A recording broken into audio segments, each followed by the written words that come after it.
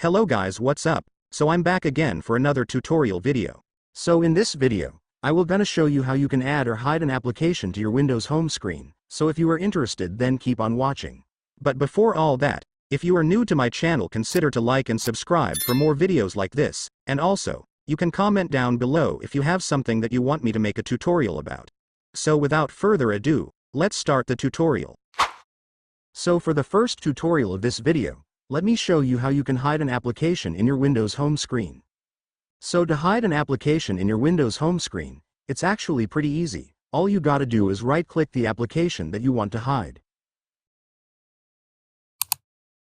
Then after that, you can now click the delete button to remove it in your home screen. And it's done. We have now hidden the application in our home screen.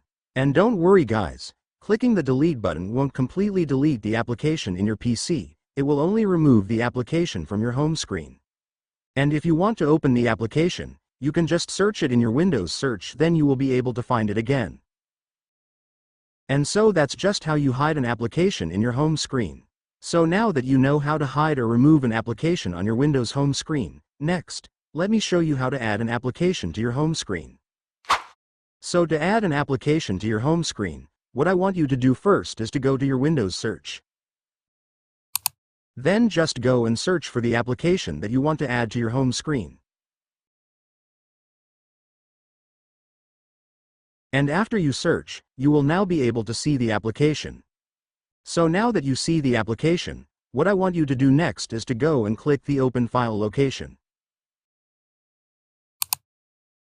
And after that, you can now just drag the icon of the app into your home screen. And then that's it. Congratulations, you've successfully added the application into your home screen. And so that's just how you remove and add an application into your Windows home screen guys. Now that you've watched this video, you can now do it yourself. So that concludes our tutorial video for today. I hope it helped you.